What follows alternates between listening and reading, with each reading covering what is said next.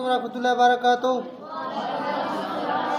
तो कल आपने बेटा किसके मुतालिक पढ़ा था? कौन बताएगा कल आपने क्या पढ़ा था? जी बताएं। टेंसेस के मुतालिक पढ़ा था। तो टेंसेस की कितनी अक़साम है?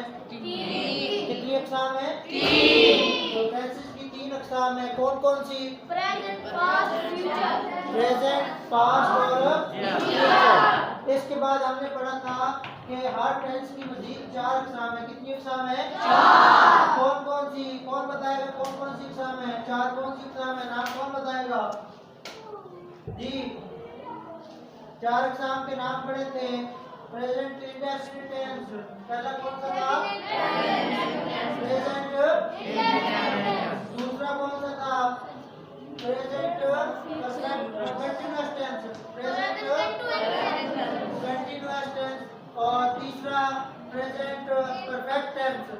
और फिर उसके बाद present perfect continuous tense. Continuous. आज हम पढ़ेंगे प्रेजेंट इंडेफिनिट टेंस के मुतालिक डिटेल में कि प्रेजेंट इंडेफिनिट टेंस क्या होता है। ठीक है, तो शुरू करते हैं। तो आज हमारे पास टॉपिक है जी प्रेजेंट इंडेफिनिट टेंस का। तो प्रेजेंट इंडेफिनिट टेंस हमारे पास क्या होता है? प्रेजेंट इंडेफिनिट टेंस आज का टॉपिक हमारे पास है।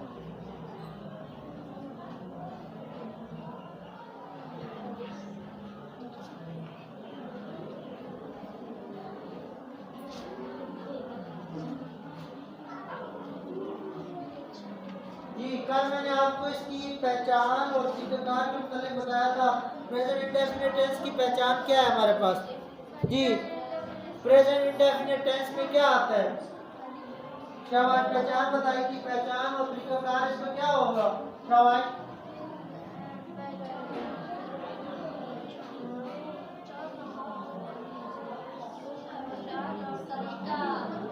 जी पहचान क्या थी इसकी? जी इसके फिक्रों में आखिर में क्या आता है? ता है, ती है। तो हमारे पास इसके आखिर पे जो फिक्रे के आखिर पर ता है, ती है, ते है वगैरह आता है। ठीक है, जैसे कि मैं स्कूल जाता हूँ, फिक्रा क्या है? मैं स्कूल जाता हूँ। अब इसका जो तरीक़ाकार क्या है, बनाने का तरीक़ाकार क्या है कि इसमें सबसे पहले आपने बनाना किस तरह से, इसको हल किस तरह करना है, बनाने का तरीका क्या है। तो हमेशा क्या होता है कि उर्दू में टेंसेस की पहचान में आखिर में ता है, ती है आता है। मसलन मैं स्कूल जाता हूँ, वो पीता है, हम सोते हैं। ठीक है, और इसमें जो क्या होता है टेंस में सब्जेक्ट यानी काम करने के वाले के फ़ौरन बाद वर्ब की पहली फॉर्म लगाते हैं। इसमें क्या करते हैं? जो सब्जेक्ट होता है, सब्जेक्ट के फ़ौरन बाद क्या करते हैं? वर्ब की पहली फॉर्म लगाते हैं। सब्जेक्ट के फ़ौरन बाद वर्ब की पहली फॉर्म। इसका पहला असूल क्या है? फिर वर्ब सब्जेक्ट के फौरन बाद के बाद वर्ब की पहली फॉर्म इस्तेमाल करते हैं। और उसके बाद आप अगर वर्ब के साथ अगर आपके पास हो ही, शी, इट, क्या हो? अगर वर्ब अगर जो सब्जेक्ट है तो अगर सब्जेक्ट ही, शी, इट हो, ही, इट हो तो वर्ब के साथ एस, ई, एस का इजाफा होगा।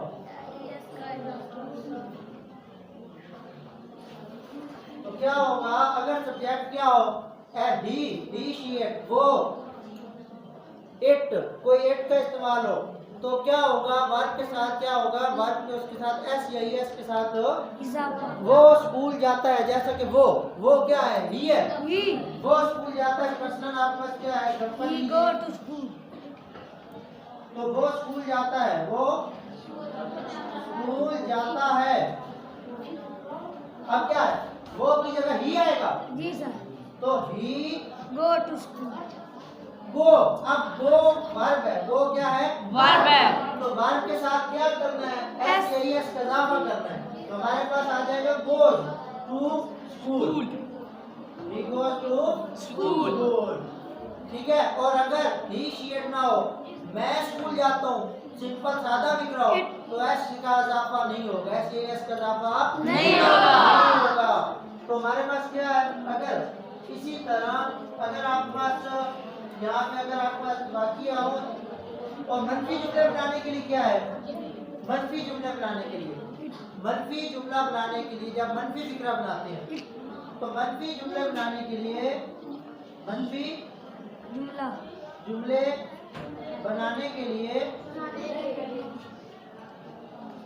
क्या होगा, डू does और does डज का इजाफा इजाफा होगा, इजाफा होगा।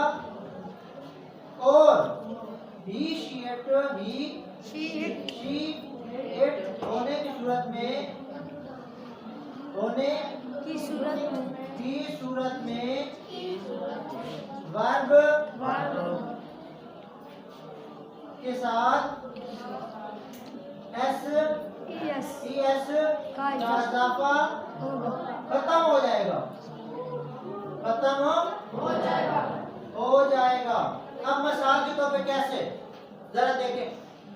अगर तो मैं देखो आपका he go to school, he go to school, मैंने इसका मंफी जुमला बनाना है, मैंने क्या बनाना है, तो मैं क्या बनाऊंगा, ही। जब आपके पास ही शी इट के साथ क्या इस्तेमाल होगा, डज। ही शी इट के साथ क्या इस्तेमाल होगा, डज। ही शी इट के साथ डज का इस्तेमाल होगा। ये मैं यहाँ पे लिख रहा हूँ, ही शी इट के साथ डज के साथ डज इस्तेमाल करेंगे।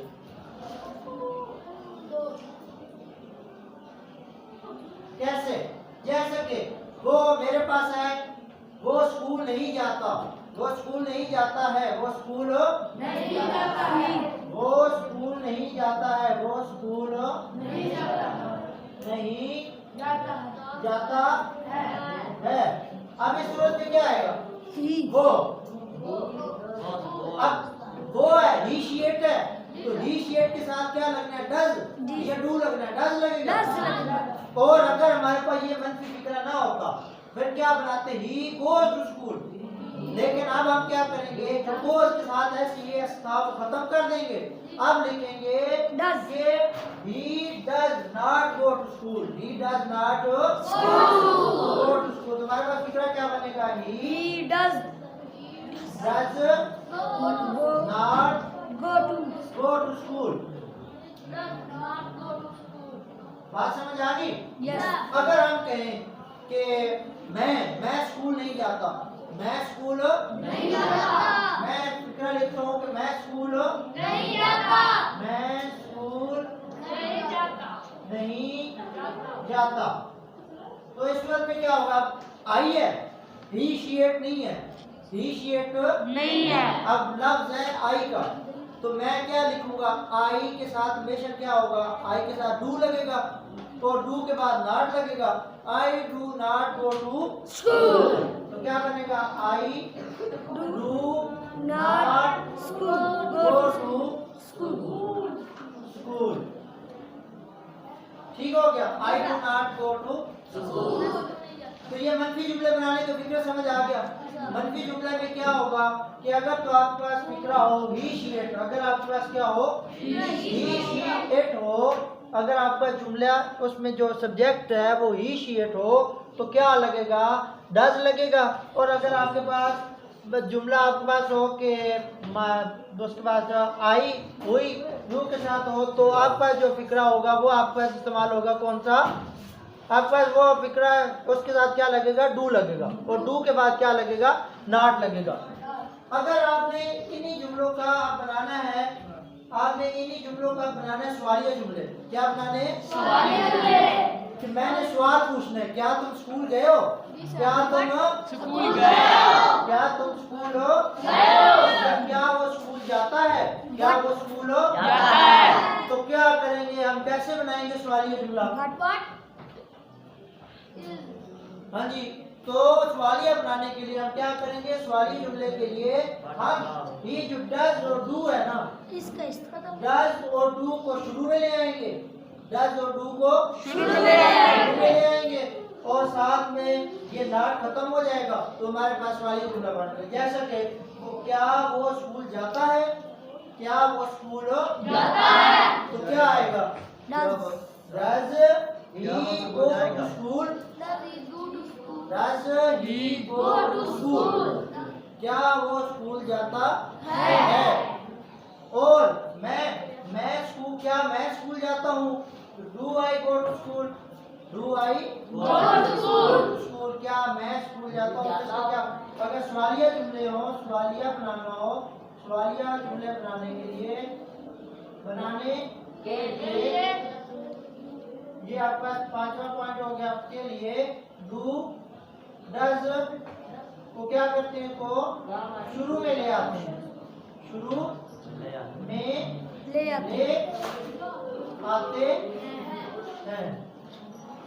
जैसे कि do I go to school, क्या मैं स्कूल जाता हूँ।